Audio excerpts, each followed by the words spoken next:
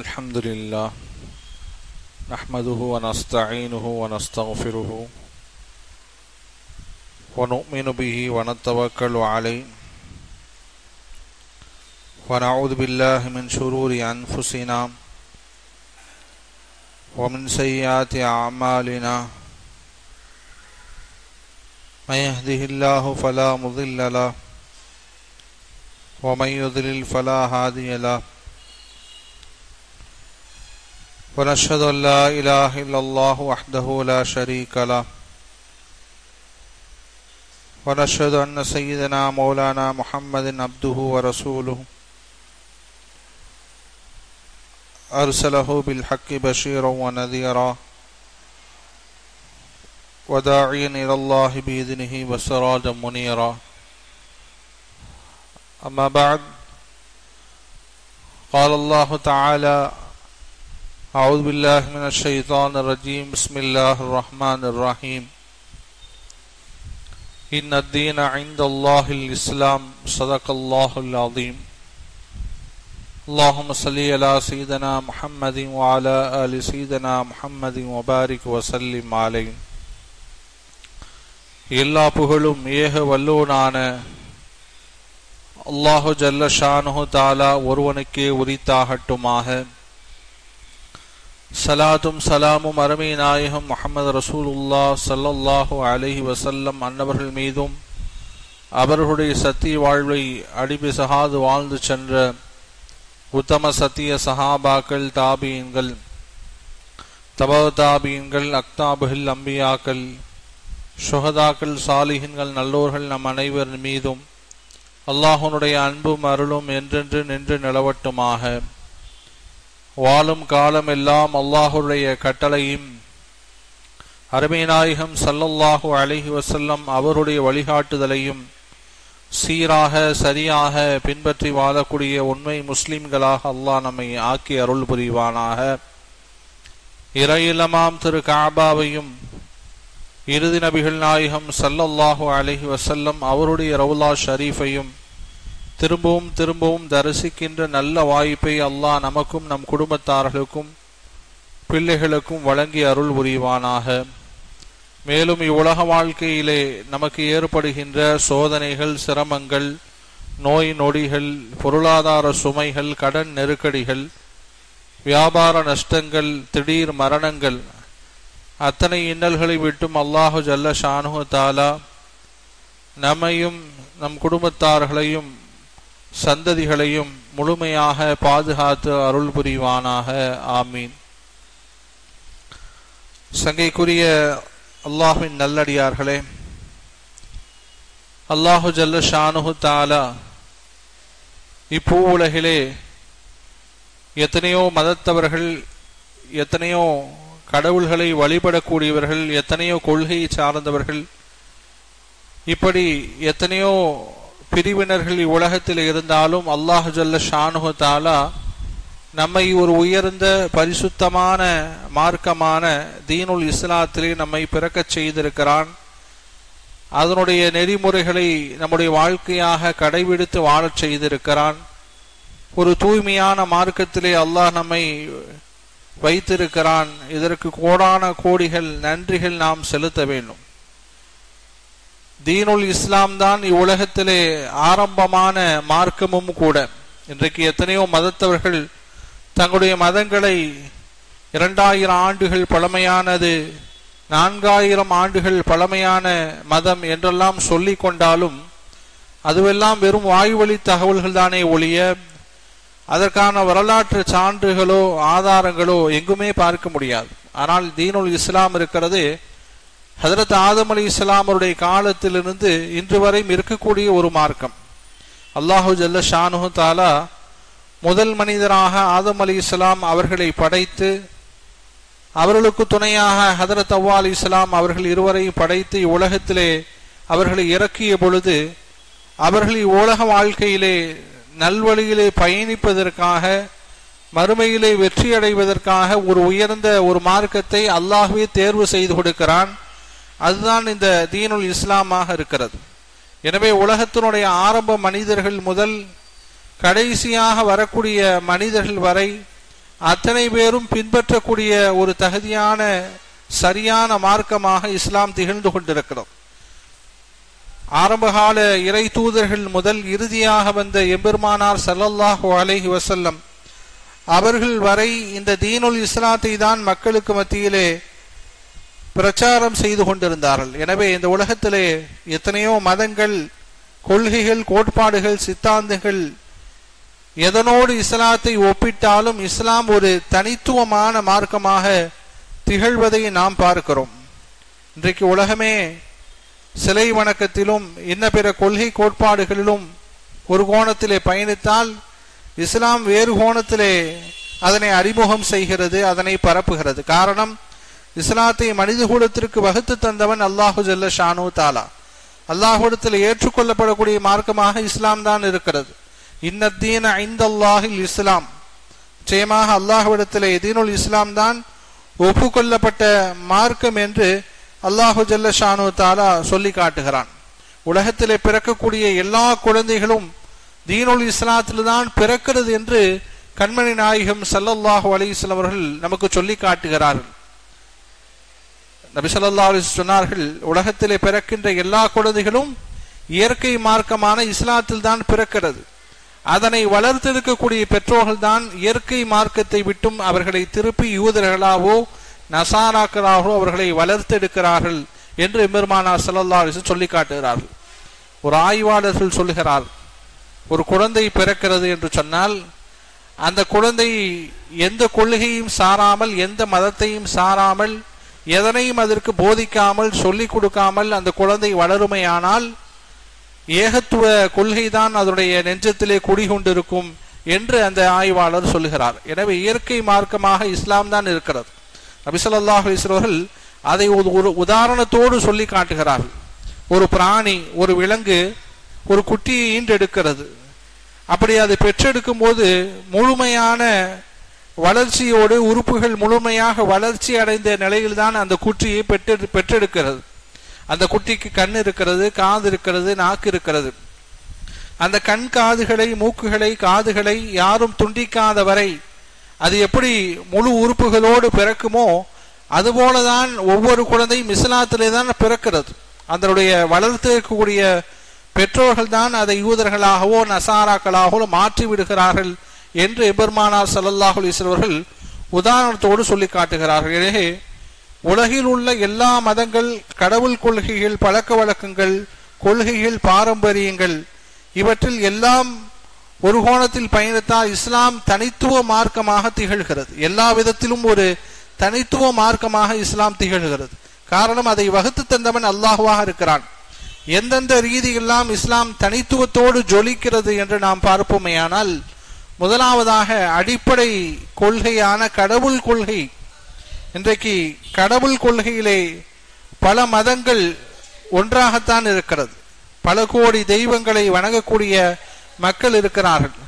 பல கோடி தெய்வங்கள், ஒவ்வொன்றுக்கும் ஒவ்வொரு பெயர்கள், ஒவ்வொன்றுக்கும் ஒவ்வொரு விதமான வடிவங்களை வகுத்து அவற்றையெல்லாம் தாங்களே செதுக்கி அவற்றை வணங்கி கொண்டிருக்கிறார்கள்.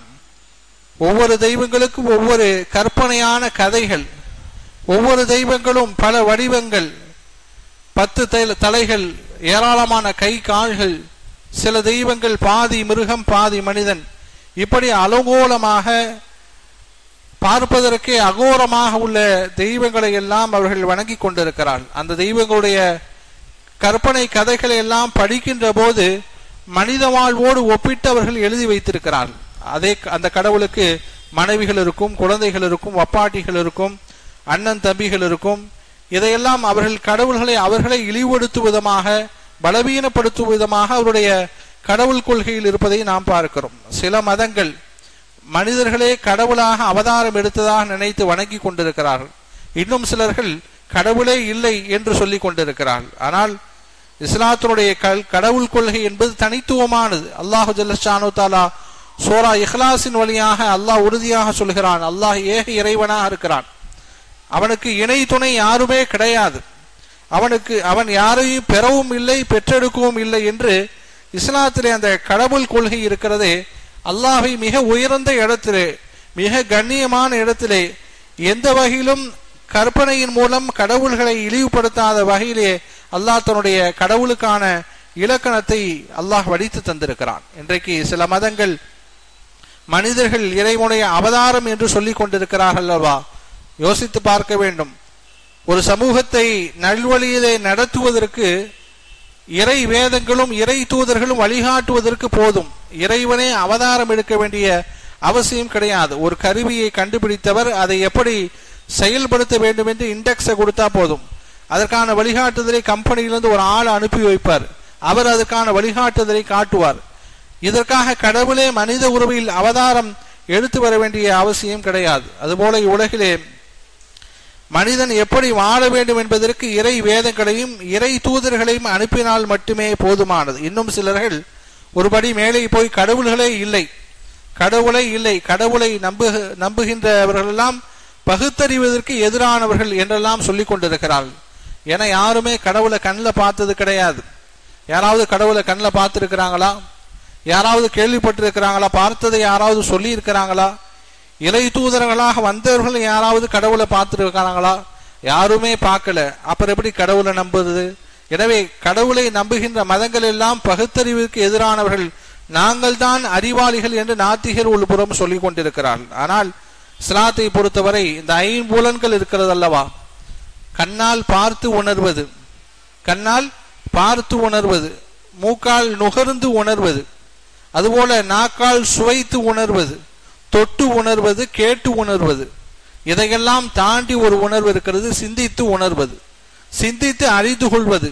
தூரத்திலே ஒரு கார் வேகமாக செல்கிறது என்று சொன்னால் அந்த காருக்கு உள்ளாக யார் இருக்கிறார் என்று பார்க்காமலே நாம் சொல்லிவிடுவோம், இந்த காரை இயக்கி கொண்டிருக்கிற ஒரு மனிதன் உள்ளே அமர்ந்திருக்கிறான், அவனுடைய கட்டுப்பாட்டிலே தான் அந்த கார் சீராக இயங்கிக் கொண்டிருக்கிறது என்று நம்மால் சொல்ல முடியும். அதுபோல இஸ்லாம் சிந்தித்து பார்க்க சொல்கிறது. இந்த பிரபஞ்சத்துடைய இயக்கங்களை குறித்து சிந்தித்து பார்க்க சொல்கிறது. அது எப்படி இயங்குகிறது? அத்தனை கோள்கள், அத்தனை படைப்பினங்கள் நேர்கோட்டிலே ஒரு துளியும் நேரம் மிஸ் ஆகாமல் சரியான முறையிலே சூரியன் உதிக்கிறது, சூரியன் மறைகிறது, இரவு பகல் மாறி மாறி வருகிறது, கோள்கள் தன்னுடைய பாதையிலே சரியாக பயணிக்கிறது என்று சொன்னால் இந்த பிரம்மாண்டமான படைப்பை இயக்கக்கூடிய ஒரு நுண்ணறிவாளன் இருக்கிறான் என்பதை இஸ்லாம் நமக்கு உணர்த்தி காட்டுகிறது. இதுவெல்லாம் இஸ்லாம் நமக்கு வகுத்து தந்த கடவுள் கொள்கைகள். எனவே மாற்றார்களை போல நாம் போலியான கடவுள்களை, தெய்வங்களை வணங்கக்கூடிய ஒரு மார்க்கமாக அல்லாஹ் இஸ்லாத்தை ஆர்க்கவில்லை. அல்லாஹ் ஏக இறைவன், அவனை தவிர வேறு யாரும் இணை துணை கிடையாது. அவனுக்கு ஒப்பாக யாரையும் நாம் ஆக்க முடியாது. மனித வாழ்க்கையோடு இறைவனை ஒப்பிட்டு நாம் இழிவுபடுத்தக்கூடிய ஒரு மார்க்கமாக அல்லாஹ் இஸ்லாத்தை ஆர்க்கவில்லை. இஸ்லாத்தினுடைய கடவுள் கொள்கை மிக உயர்ந்ததாக இருக்கிறது. எனவேதான் இஸ்லாம் அவனுக்கு இணை கற்பிப்பதை கடுமையாக எதிர்க்கிறது. ஒரு உருவப்படம் வரைந்தாலும் கூட மறுமையிலே கடுமையான தண்டனை என்று வரையறுத்திருக்கிறது இஸ்லாம். ஒரு உருவப்படைவதற்கு இவ்வளவு பெரிய தண்டனையா என்று நாம் நினைக்கலாம். ஒரு மாற்றார்கள் அவர்களுடைய பலிப்பிராணிகளை அறுத்தால் அதை சாப்பிடக்கூடாது என்று எச்சரிக்கிறது இஸ்லாம். சாப்பிட்றதுனால என்ன வந்துட போது, உருவப்படம் வரைகிறதுனால என்ன வந்துட போது என்றெல்லாம் நாம் யோசிக்கலாம். பல தெய்வங்களுக்கு படைக்கப்பட்ட உணவுகளை நீங்கள் சாப்பிடாதீர்கள் என்று தடுக்கிறது. இதற்கெல்லாம் காரணம் இஸ்லாம் எந்த ஒருபோதும் அல்லாஹுக்கு இணை கற்பிப்பதை ஒருபோதும் இன்றைக்கு விரும்புவதில்லை. ஆனால் இன்றைக்கு மற்ற சமூகங்களை எடுத்துக்கொள்ளுங்கள், ஒவ்வொரு விஷயத்திலும் இறை வணக்கத்திலில் இஸ்லாம் தனித்துவ மார்க்கமாக இருக்கிறது. இன்றைக்கு பக்தி என்ற பெயரிலே தம்மை தாமே வருத்தி கொள்கிறார்கள், தீ மிதிக்கிறார்கள். ஆண்களும் பெண்களும் சிறுவர்களும் தீ மிதிக்கிறார்கள். சில நேரங்களில் தவறியதில் விழுந்து உயிரிழக்கக்கூடிய அபாயங்கள் கூட ஏற்படுவதை நாம் கண்ணால் பார்க்கிறோம். அழகு குத்துகிறார்கள். கண்களிலும் காதுகளிலும் மூக்குகளிலும் தன்னுடைய அழகான முக அமைப்பை சிதைத்துக் கொள்கிறார்கள். கடும் வெயிலிலே காலிலே செருப்பு இல்லாமல் நடக்கிறார்கள். கரடு முரணான திரையிலே படுத்து உருள்கிறார்கள். அதுபோல தலையிலே தேங்காய் உடைக்கிறார்கள். இப்படி எண்ணற்ற மூட பழக்க வழக்கங்களை செய்கிறார்கள். அசுத்தமான தரையிலே சோற்றை கொட்டி மண்சோறு என்று சாப்பிடுகிறார்கள். நாம் பிற மதங்களை இழிவுபடுத்துவதற்காக பேசவில்லை. அல்லாஹ் நம்மை எவ்வளவு ஒரு உயர்ந்த மார்க்கத்திலே நம்மை வைத்திருக்கிறான் என்று நாம் சிந்திக்க மறந்து விடுகிறோம். அல்லாஹ் எவ்வளவு ஒரு கண்ணியமான இஸ்லாத்திலே நம்மை பிறக்க செய்திருக்கிறான். இஸ்லாமியுடைய வாழ்க்கை நெறிமுறைகள், அதனுடைய வணக்க வழிபாடுகள் எவ்வளவு அழகானதாக அல்லாஹ் அமைத்து தந்திருக்கிறான். பள்ளிவாசல்கள் வரும்போதே இறைவனை வணங்குவதற்காக உள்ளே வருகிறோம். தூய்மையான முறைகளை கைகால் முகங்களை கழுவி சுத்தம் செய்து அல்லாஹ்வுடைய வணங்குவதற்காக தொழுகையிலே நாம் ஒரு திசையில் முன்னோக்கி நிற்கிறோம், ஒரு அணியிலே நிற்கிறோம், ஒரு சஃபிலே நிற்கிறோம்.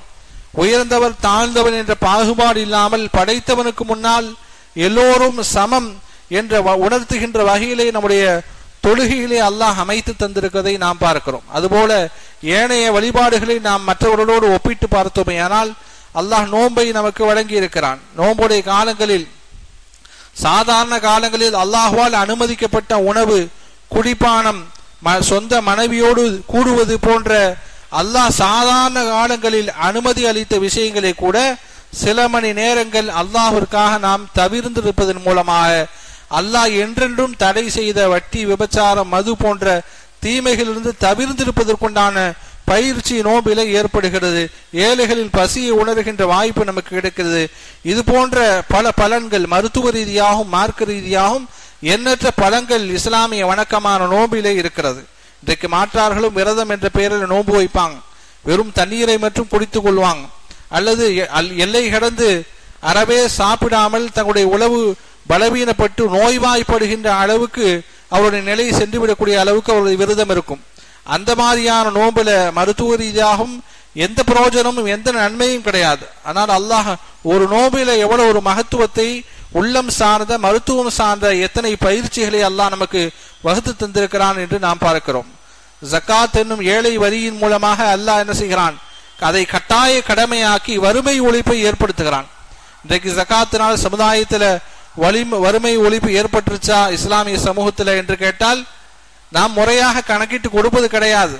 அதன் காரணமாக மட்டும் அதை குறை சொல்லிவிட முடியாது. ரசூலுல்லாஹி ஸல்லல்லாஹு அலைஹி வஸல்லம் காலத்துல ஜகாத்தை பெறுவதற்கு ஆள் இல்லாத ஒரு சூழ்நிலை எல்லாம் இருந்திருக்கிறது. இன்றைக்கு மற்ற சமூகங்களில் அது மாதிரியான ஒரு சட்டங்கள் இல்லாதனால திருட்டு மோசடிகள் அதிகமாயிருச்சு. மக்களுக்கு மத்தியிலே திருட்டு மோசடிகள், ஒருவருக்கு மத்தியிலே மோசடிகள், திருட்டுகள் அதிகமாயிருச்சு. ஒரு பொது இடங்கள்ல போன தண்ணீர் டம்ளரை கூட சங்கிலியால் கட்டி வைத்திருக்கிறாங்க. ஏன்னா அதை கூட யாராவது திருடிட்டு போயிடுறாங்க. ஒரு உணவை திருடி விட்டு போயிடுறாங்க. டெலிவரி பாய் உணவை சாப்பிட்டு விடுகிறார் என்ற குற்றச்சாட்டுகள்லாம் வருவதை பார்க்கிறோம். இப்படி அத்தியாவசிய பொருளை கூட திருடுகின்ற அளவுக்கு ஒரு சமூகத்தை அவர்கள் உருவாக்கி வைத்திருக்கிறார்கள். ஹதரத் உமர் ரலியல்லாஹு அன்ஹு சொல்லி காட்டுகிறார்கள், இஸ்லாத்தில் திருடினால் கை வெட்டப்படணும். ஆனா மக்களுக்கு மத்தியிலே அத்தியாவசிய பொருட்களை ஒருவன் திருடுகிறான் என்று சொன்னால் அவனை ஆட்சி செய்கின்ற ஆட்சியாளருடைய கையை வெட்டப்படணும்னு சொன்னாங்க. அப்ப இது மாதிரியான ஜகாத் போன்ற வணக்க வழிபாடுகள் அவர்களுக்கு மத்தியிலே இல்லாததன் காரணமாக இன்றைக்கு அவர்கள் மத்தியிலே திருட்டும் மோசடியும் அதிகமாகி விட்டதை பார்க்கிறோம். இதிலிருந்து இஸ்லாம் தனித்துவமான ஒரு மார்க்கமாக இருப்பதை நாம் பார்க்கிறோம். இன்னும் ஏராளமாக சொல்லலாம். பழக்க வழக்கங்களிலிருந்து பண்டிகைகள் வரை அத்தனைக்கும் மற்ற மதங்களை காட்டிலும் இஸ்லாம் சிறந்து விளங்கக்கூடிய ஒரு மார்க்கமாக இருப்பதை நாம் பார்க்கிறோம். இன்றைக்கு நாம் பார்க்கிறோம் எல்லா மதங்களும் சரி, இஸ்லாத்தையும் ஒப்பிட்டு பாருங்கள், கடவுளின் பெயரால் வீண் விரையும் என்பதே கிடையாது இஸ்லாத்தில் அறவே. இன்றைக்கு ரோட்டிலே உணவுப் பொருள்களை வீணடிக்கிறார்கள், தேங்காயை உடைக்கிறார்கள், யாருக்கும் பயன்படாம போகுது, பூசணிக்காயை உடைக்கிறார்கள், யாருக்கும் பயன்படாம போகுது, தெய்வங்களின் மீது அபிஷேகம் என்ற பெயரிலே பால்களை ஊட்டுகிறார்கள், நெய்களை ஊட்டுகிறார்கள், அதுவெல்லாம் கீழே வீணாக போகிறது. யாருக்காவது எந்த பிரயோஜனமாக இருக்கிறதா? இப்படி எண்ணற்ற முறையிலே உணவுகளையும் காசுகளையும் விரயம் செய்வதை நாம் பார்க்கிறோம். இன்றைக்கு தீபாவளி என்ற ஒரு பண்டிகை வருவதை நாம பார்க்கிறோம். அதன் மூலமாக ஏதாவது நன்மை இருக்கிறதா? தான் சந்தோஷத்திற்காக மற்றவர்களை சங்கடப்படுத்தக்கூடிய ஒரு சூழல் தான் அவருடைய பண்டிகையில் இருக்கிறது. அதனால் உயிரிழப்புகள், சுற்றுச்சூழல் பாதிப்பு மட்டுமல்ல, எண்ணற்ற பாதிப்புகளை இந்த பூமி சந்தித்துக் கொண்டிருக்கிறது. பட்டாசுனுடைய நச்சுகளால் நீர்நிலையங்கள் பாதிக்கப்படுகிறது, நிலத்தடி நீர்கள் பாதிக்கப்படுகிறது, பட்டாசுனுடைய கழிவுகளால் விவசாயம் பாதிக்கப்படுகிறது, சுற்றுச்சூழல் பாதிக்கப்படுகிறது, தீ விபத்துகள் ஏற்படுகிறது, நோயாளிகளுக்கு சிரமம் ஏற்படுகிறது. இப்படி எண்ணற்ற சங்கடங்களின் மூலமாகத்தான் அவர்கள் ஆனந்தம் அடைந்து கொண்டிருக்கிறார்கள். ஆனால் நம்முடைய இஸ்லாமிய பண்டிகைகளை எண்ணி பார்க்க, அதோடு ஒப்பிட்டு பார்க்க வேண்டும். எவ்வளவு ஒரு தனித்துவமான மார்க்கமாக இருக்குது. இன்றைக்கு பட்டாசுகளால் மக்கும் குப்பை கூட மக்காத தன்மைக்கு மண் மலடாகி போகிறது என்பதாக ஆய்வாளர்கள் சொல்கிறார்கள். அந்த அளவுக்கு பட்டாசுடைய தீமைகள் இருப்பதை பார்க்கிறோம். பறவைகள் இறந்து போகிறது, சுற்றுச்சூழல் முழுமையாக பாதிக்கப்படுகிறது என்பதாக இன்றைக்கு நாம் பார்க்கிறோம். நம்ம சிறிய வயதிலே பார்த்த எத்தனையோ பறவைகள் இன்றைக்கு எங்க போச்சுனே தெரியல. அத்தனையும் இந்த புகை மாசுகளால் இறந்து போகிறதாக சொல்கிறாங்க. ஒருவர் சொல்கிறார், ஆய்வாளர், ஒரு ஜனாசாவை எரிப்பதை விட இஸ்லாமியர்களை போல புதைப்பதுதான் சிறந்தது, சுற்றுச்சூழலுக்கு அதுதான் நல்லது. இன்றைக்கு பிணங்களை எரிப்பதன் மூலமாக காற்று மாசுபடுகிறது, பறவைகள் இறந்து போகிறது என்பதாக சொல்கிறார். ஹதரத் உமர் ரலியல்லாஹு காலத்துல இந்த வெட்டுக்கிளி இருக்கிறது அல்லவா, அந்த வெட்டுக்கிளுடைய எண்ணிக்கை குறைந்து போகின்ற போது உமர் ரலியல்லாஹு அதை பத்தி கேட்கிறாங்க. வெட்டுக்கிளியெல்லாம் இப்ப பார்க்க முடியல, எங்காவது இருக்கிறதா? அதிகாரிகளை அனுப்பி பக்கத்து நாட்டுக்கு போய் பார்த்து வர சொல்கிறாங்க. வெட்டுக்கிளியுடைய எண்ணிக்கை மற்ற ஊர்கள் எல்லாம் இருக்குதான் பார்த்துட்டு வாங்க என்று உமர் ரலியல்லாஹு ஆளை அனுப்புகிறாங்க. அதற்கு பின்னால் யமன் நாட்டுக்கு ஒரு அதிகாரி சென்று அங்கு வெட்டுக்கிளி இருப்பதை பார்த்து அதை பிடித்து வந்து உமர் ரலியல்லாஹு முன்னால் கொட்டுகிறார்கள். உமர் ரலியல்லாஹு பார்த்து சந்தோஷம் அடைகிறார்கள். காரணம் என்னவென்று சொன்னால், நபி ஸல்லல்லாஹு அலைஹி வஸல்லம் அவர்கள் சொன்னதாக உமர் ரலியல்லாஹு சொல்றாங்க, அல்லாஹ் ஜல்ல ஷானு தஆலா உயிரினங்களில் 1000களை படைத்திருக்கிறான். அவை கடலில் 600 தரையில் 400 இருக்கிறது. அதிலே தரையில் அழியக்கூடிய முதல் உயிரினம் வெட்டுக்கிளியாகத்தான் இருக்கும் என்று எம்பெருமானார் ஸல்லல்லாஹு அலைஹி வஸல்லம் சொல்லி காட்டுகிறாங்க. எப்படி ஒரு பாசிமணி அதனுடைய கயிறு அருந்து விட்டால் தொடர்ந்து அது கலன்று விழுமோ, அதுபோல வெட்டுக்கிளி அழிந்து விட்டால் தொடர்ந்து எல்லா உயிரினங்களும் அழிந்து கொண்டே இருக்கும். இது மறுமை நாளுடைய அடையாளம். நீங்கள் வெட்டுக்கிளியை கொண்டு வந்து கொட்டுகின்ற போதுதான் என்னுடைய மனம் மகிழ்ச்சி அடைகிறது என்று எம்பெருமானார் ஸல்லல்லாஹு அலைஹி வஸல்லம் அவர்கள் சொன்னதாக உமர் ரலியல்லாஹு சொல்வதை நாம் பார்க்கிறோம். இன்றைக்கு ரசூலுல்லாஹ் காலத்தில் இந்த வெட்டுக்கிளி வேறு, அதை உணவாகவே சமைத்து சாப்பிடுகின்ற அளவுக்கு பெருசாக இருக்கும். இன்னைக்கு அந்த மாதிரியான வெட்டுக்கள் எல்லாம் நம்மால் பார்க்க முடியாது. இன்றைக்கு அந்த அளவுக்கு பறவைகள், ஊர்வனங்கள் எல்லாம் இந்த புகை மாசின் காரணமாக அழிந்து கொண்டு வருவதை நாம் பார்க்கிறோம். ஆனால் இஸ்லாமிய பண்டிகையில் எடுத்துக்கொள்ளுங்கள், எந்த வகையிலும் இடையூறு இருக்காது, மகிழ்ச்சி தான் இருக்கும்.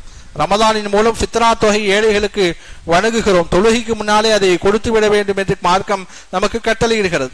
அதுபோன்ற பக்ரீத் போன்ற பெருநாளிலே இறைச்சியை பங்கிட்டு தானும் சந்தோஷமாக மற்றவர்களும் சந்தோஷமாக இருக்க வேண்டும் என்று மார்க்கம் நமக்கு சொல்லித் தருகிறது. இப்படி நாம் ஒவ்வொரு செயல்பாடுகளும் மற்ற மார்க்கத்தை ஒப்பிட்டு பார்க்கும்போது அல்லாஹ் எவ்வளவு ஒரு உயர்ந்த மார்க்கத்திலே, கண்ணியமான மார்க்கத்திலே நம்மை பிறக்க வைத்திருக்கிறான் என்று நாம் பெருமைப்பட வேண்டிய தருணம் இருக்கிறது. ஆனா இன்றைக்கு நாம் இஸ்லாமிய கலாச்சாரங்களையும் அதனுடைய பண்பாடுகளை விட்டுவிட்டு வேறொருடைய நாகரிகங்களையும் கலாச்சாரங்களையும் பின்பற்றி கொண்டிருக்கிறோம். இன்றைக்கு குழந்தைகள் சந்தோஷத்திற்காக அடம்பிடிக்குது என்பதற்காக சில காசுபிடங்களை செய்து பட்டாசுகளை வாங்கி கொடுத்து பழக்கப்படுத்தி விடுகிறோம். அதுவே தொடர்ந்து ஆண்டுதோறும் அந்த பிள்ளைகள் அடம்பிடித்தாவது அந்த பட்டாசுகளை வாங்கி கொண்டாடுகின்ற ஏதோ ஒரு குழந்தைகள் தானே ஆசைக்கு கேட்குதுங்க, கொஞ்சமாக வாங்கி கொடுத்து மகிழட்டுமே என்று நாம் காசை கரியாக்கி கொண்டிருக்கிறோம். ஒரு 200 ரூபாய் தாளை கொடுத்து இதை தீயில எரிக்காது, எரிப்பதை பார்த்து நம்ம பொறுத்து கொண்டிருக்க மாட்டோம். அதுவும் இதுவும் ஒன்றுதான். நம்ம காசாக கொடுப்பதும் பட்டாசாக வாங்கி கரியாக்கி கொள் என்று சொல்வதும் ஒரே விஷயம்தான். ஆனால் நாம் அதனை கண்டுகொள்வதில்லை. குழந்தைகளுடைய சந்தோஷத்திற்காக பிற மத கலாச்சாரத்தை நாம் அனுமதிக்கிறோம், ஆதரிக்கிறோம் என்று சொன்னால் அந்த பழக்கம் அவர்களை தாண்டி அவர்களுடைய பிள்ளைகளும் அப்படிதான் பழக்குவாங்க. நம்முடைய அத்தா நமக்கு சின்ன பிள்ளையில பட்டாசுகள் வாங்கி கொடுத்தாரு, அதனால் நாம் மகிழ்ச்சி அடைந்தோம், நம்ம பிள்ளைகளே மகிழ்ச்சியாக இருக்கட்டுமே என்று தொடர்ந்து பரவி அது ஒரு கலாச்சாரமே நம்மிடையே ஊடுருவி போவதை நாம் பார்க்கிறோம்.